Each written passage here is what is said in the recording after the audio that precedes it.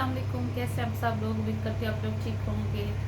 अच्छा, काफ़ी दिनों से मैंने कोई रेसिपी ट्राई नहीं की क्योंकि स्कूल में चल रहा है बिज़ी स्केड्यूल, तो इस वजह से भी मुझे बिल्कुल भी टाइम नहीं मिल रहा कि मैं कोई न्यू रेसिपी ट्राई करूँ।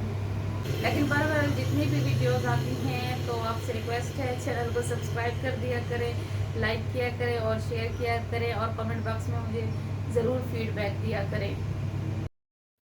अच्छा, यहाँ मैं बनाने में की तैयारी कर रही थी रशियन सैलेड, क्योंकि स्कूल से आने के बाद काफ़ी ज़्यादा भूख लग रही थी, तो फिर मैंने सोचा यहाँ पे मैं रशियन सैलेड बना लेती हूँ। और सैलेड भी मैं काफ़ी दिनों के बाद बना रही थी। फिर यहाँ पे मैंने ग्रेप्स वगैरह वॉश कर लिए, फिर एप्पल वॉश कर लिए। तो फिर इनकी मैं कटिंग कर लूँगी। अच्छा, डॉक्टर ने भी मुझे कहा था कि आप लोगों ने फ्रूट ज़्यादा खाने हैं और डेली रूटीन में शामिल करनी है, लेकिन यकीन माने ज़बरदस्ती जब तक मुझे ना कहा जाए तो मैं नहीं लेती। पता नहीं मुझे पसंद नहीं, या फिर मुझे कोई अजीब-सी इनसे ना कोई अजीब-सी इरिटेशन होती है, फिर मैं कम-कम ही खाती हूँ। लेकिन जिस दिन खाती हूँ ना उस दिन तबीयत माशाल्लाह बहुत ठीक रहती है, स्टमक में जैसे जलन वगैरह नहीं होती। तो हाँ, फ़ायदे तो बहुत हैं, लेकिन मैं इस चीज़ को बहुत ज़्यादा इग्नोर करती हूँ, जो कि मुझे बिल्कुल भी नहीं करना चाहिए। अच्छा, यहाँ पे मैं फ्रूट्स वगैरह कट कर रही थी तो मुझे रमज़ान की भी याद आ गई, क्योंकि रमज़ान शरीफ में डेली ही फ्रूट चाट बनती थी, रशियन सैलेड बनता था, तो इस तरह। अच्छा, यहाँ पे ग्रेप्स वगैरह को मैंने वॉश करके उसकी टहनियाँ वगैरह निकाल ली, तो मैं यहाँ पे कट नहीं करती। अक्सर लोग क्या करते हैं, इसको कट कर देते हैं, तो मैंने कहा नहीं, चंक्स जो फुल जो मुँह में आते हैं ना, वो अच्छे लगते हैं। फिर एप्पल्स वगैरह भी कट कर लिए। चलो, मैंने कहा शर्जील और अमार दोनों खा लेंगे, तो उनको वैसे ज़्यादातर ना सिंपल वाली ही पसंद है, तो मुझे रशियन सैलेड पसंद है। तो मैं इसमें कोशिश करती हूँ क्रीम वगैरह कम डालूँ, ताकि फिर थोड़ी हैवी ना हो जाए। बस रशियन सैलेड ये होता है कि ये सोगी नहीं होती, और वो वाली आम वाली बनाती हूँ ना, वो बहुत ज़्यादा सोगी हो जाती है, तो उससे फिर खाने का दिल नहीं करता। बस ग्रेप्स भी मैंने निकाल लिए थे, एप्पल भी कट कर लिए, और साथ ही फिर मैंने बनाना भी इसमें कट कर लिए थे। अच्छा, केले जो लाए थे वो बिल्कुल रात कच्चे थे, फिर अब उठाए तो ऐसे थे जैसे चित्रीदार नहीं होते, जो गले गले से होते हैं, तो उससे वो भी अच्छे नहीं लगते, पता नहीं क्यों। बस मैं कहती हूँ थोड़े से सख्त हों तो फिर सही है, फिर नरम अच्छे नहीं लगते, बहुत ज़्यादा मीठे भी हो जाते हैं। अच्छा, इस सैलेड को बनाने के लिए कोई हार्ड एंड फास्ट रूल्स है नहीं, तो बस फिर मैंने इसकी जो ड्रेसिंग है वो भी तैयार कर ली थी। उसमें मैंने दही ज़्यादा इस्तेमाल की, दही के मैंने 3 से 4 चम्मच डाल दिए, फिर 2 चम्मच क्रीम के डाल दिए और 2 चम्मच ही मायोनीज़ के डाल दिए।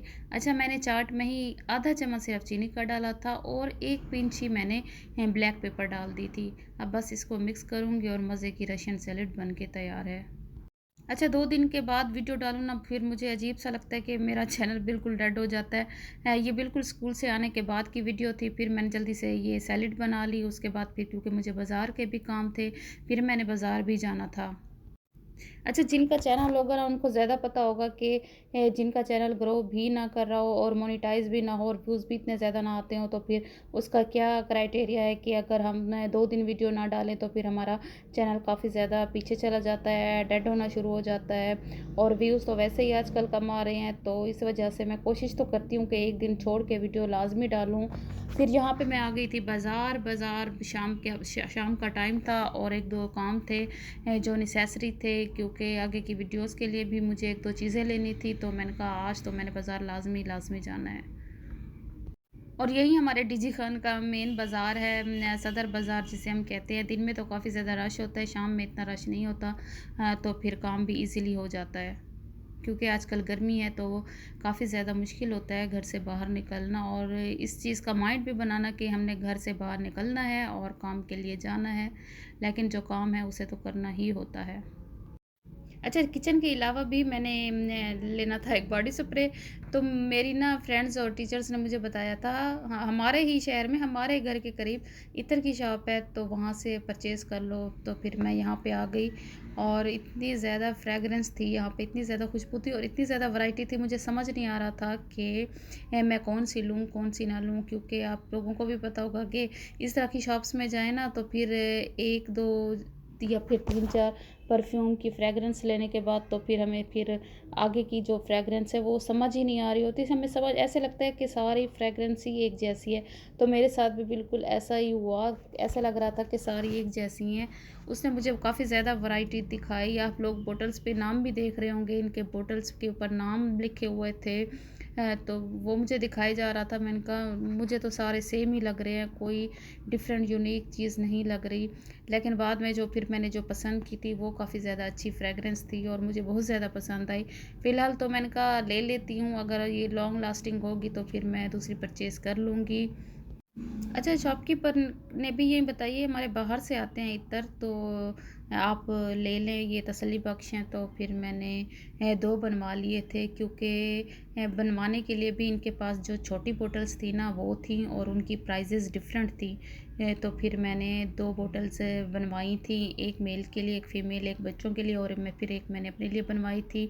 और जो बनवाई थी मैंने वो काफ़ी ज़्यादा अच्छी खुशबू थी।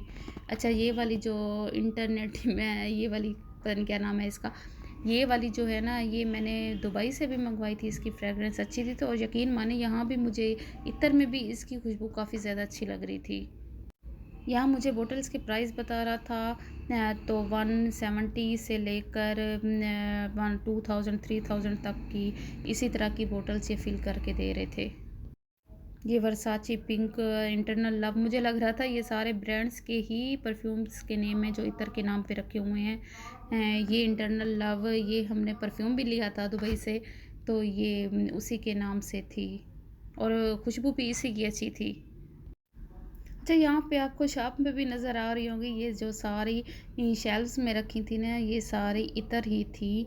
अब यकीन माने फिर बंदे का दिमाग कहाँ चलता है, समझ कहाँ आती है कि कौन सी फ्रेगरेंस लेनी चाहिए। अच्छा, गर्मियों में बाज़ार जाना काफ़ी ज़्यादा डिफ़िकल्ट लगता है। यहाँ से निकलने के बाद फिर हमने रास्ते में अनार का जूस पी लिया था और ये भी काफ़ी महंगा था, लेकिन गर्मी इतनी थी, हमने कहा चलो अच्छी चीज़ ही पी लेते हैं। अच्छा, मज़े की बात ये है कि जब इसने जूस बनाया तो इसने ना तकरीबन आधा गिलास तो इसने बर्फ़ का डाल दिया। हमने कहा हमें ठंडा जूस नहीं चाहिए, आप बर्फ़ निकाल लो। तो उसने कहा ऐसे नहीं बनता, ये बर्फ़ ज़रूर जाएगी, क्योंकि ज़ाहिर सी बात है उनका कोई हिसाब किताब होगा, उनकी क्वांटिटी का होगा कि आधी बर्फ़ और आधा जूस। बहरहाल फिर हमने इतनी ज़्यादा बहस नहीं की, क्योंकि हम जब बड़ी शॉप्स पे भी जाते हैं, इवन के ब्रांड्स की शॉप पे भी जाते हैं, वहाँ भी कंसेशन नहीं करवाते, तो फिर इन बेचारों का क्या कसूर है। अच्छा, इसके बाद फिर मैं दूसरी शॉप में आ गई थी। असल में मैं ढूँढ रही थी ये केक बनाने के लिए जो सामान वग़ैरह है ना, वो चीज़ें ढूँढ रही थी। व्हिपिंग क्रीम और उसके स्प्रिंकल्स वग़ैरह, तो मुझे कुछ ज़्यादा तो कुछ नहीं मिला, लेकिन फिर 1-2 चीज़ें बटर पेपर और इस तरह की चीज़ें फिर मैंने परचेज़ कर ली थी। और यहाँ पे मैंने बूंदियाँ भी ख़रीद ली थी और इसके अलावा सिर्फ़ एक ही मुझे स्प्रिंकल मिला था, वो तो मेरे ख़्याल में नॉर्मली हर शॉप पे ही मिल जाता है। फिर मैं आपको दिखाऊँगी कि मैंने यहाँ से क्या लिया था। फिर उसके बाद व्हिपिंग क्रीम वैसे ही मुझे नहीं मिली, फिर छोटी-सी एक क्रीम मिली थी। ये मैंने कहा अच्छा, इसे मैं ट्राई करके देखूँगी, हो सकता है ये अच्छी हो। क्योंकि आजकल जो मेरे माइंड में चीज़ चल रही है ना, वो है कि मैं केक बनाऊँ और क्रीम वाला केक बना के तो देखूँ, व्हिपिंग क्रीम लगाने के बाद केक कैसा बनता है, अच्छा बनता है, नहीं बनता। एक बार मैंने बनाया था, उसकी वीडियो अच्छी नहीं बनी थी, तो फिर मैंने आप लोगों से भी शेयर नहीं की।